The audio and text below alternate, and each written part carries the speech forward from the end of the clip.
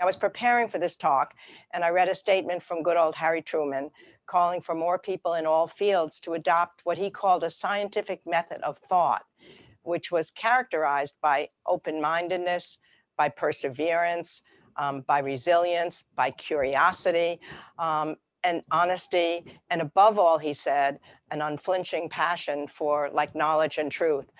How are these qualities manifest in your character, Jennifer? Well, you know, after World War II, it was a good thing because it was science, whether it be radar or the atom bomb, that helped win the war. And Harry Truman and Vannevar Bush, his science advisor, realized that we had to not only take science for our technology, but also the scientific method of figuring things out. We've lost that. You've written about that so much. We've lost that in our society to some extent. Not just the respect for science, but the respect of the scientific method, where instead of saying immediately, here's my ideological position, you say, I have this opinion, but let me test it out with facts and revise it if it changes. Well, that's exactly what the scientists in my book do. And I hope that that journey that they take, where they say, well, you know, we thought CRISPR was this, but now that we've tested it, we find it's that, or this vaccine works this way. No, it works that way. That type of scientific method, I hope, could inform our public discourse a lot these days.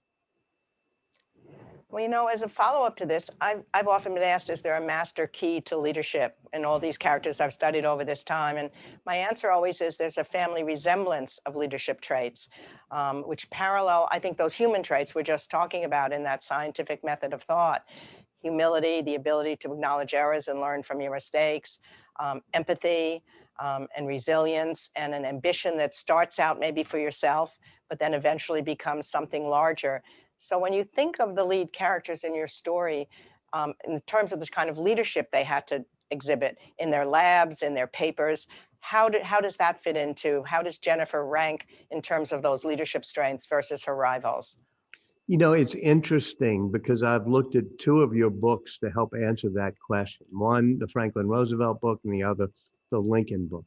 Because what Jennifer Doudna did, and there's upsides and downsides of this, you might want to comment on it, is she always, whenever she brought people into the collaborative effort and into her lab, she had everybody in the lab meet them, make sure that there was a rapport, that people got along, that there was no tension, so it could be incredibly collegial. And I once said to her, you know, well, do you worry about missing that person who's, you know, going to be abrasive and push people in ways that'll spark their thinking, the way Team of Rivals talks about Lincoln bringing in Sumner and others, or the way Franklin Roosevelt liked creative tension when he had his cabinet and his leadership, and he felt he could get more done if people sometimes had creative tension.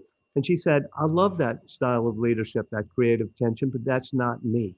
I like it when we can all trust each other and work together. And it made me think, and I'd love your advice on this, that leadership, I know what you think because I just read your book, Leadership, is not one style. There's not just one formula for it. Different people have to say, this is the way I do it best. I think you're right. It has to fit the person. Obviously, Steve Jobs would have been a different type of leader than Jennifer Doudna. But you know, what interests me as well as all this is somehow you knew how the race for CRISPR ended, right?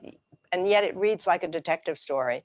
And that was, my heroine was Barbara Tuchman, because she said, even if you're writing about a war as a narrative historian, you have to imagine to yourself, you don't know how that war ended. So you can carry your reader with you every step along the way, you know, from beginning to middle to end. So that seems to me a real magic of what you've been able to do in this book. As I was reading it, you know, I knew that she's going to win in the end. I knew her team would, but I wasn't sure that it would happen. And the battlegrounds are found in different places than I find them. They're in academic papers, they're in conferences, they're in patents. It's a race that was pretty brutal. And yet you made it seem like you weren't sure how it would end until it did, which I think was an amazing treat. So tell us about that race from beginning to middle to end. Well, you know, competition is a good thing. And even though I said Jennifer Doudna likes collegiality, she's also very competitive. And so when she was racing against the team at MIT, Harvard, that were also doing gene editing, you know, she'd stay up at night, and she and Emmanuel Charpentier was in Europe. They do 24-hour cycles of working because she's very competitive. But let me say, it was kind of interesting because I didn't fully know how the race would end.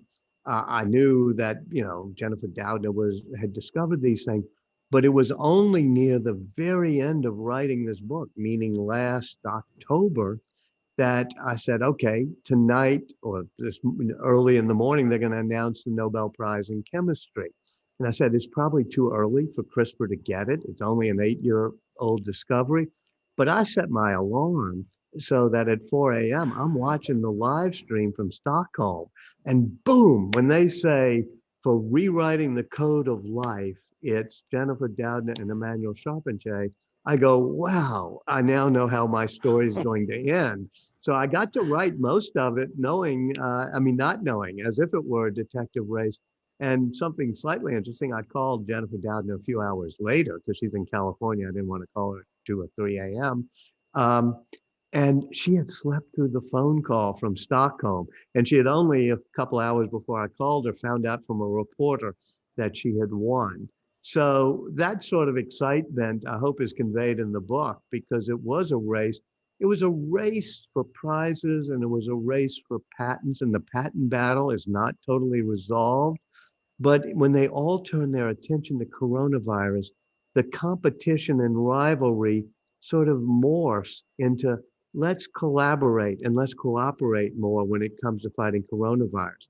So the team at the Broad Institute and Jennifer Doudna's team started putting things in the public domain when it came to fighting coronavirus and saying, you can use these discoveries we're now putting in the public domain to fight coronavirus without worrying about patents on it.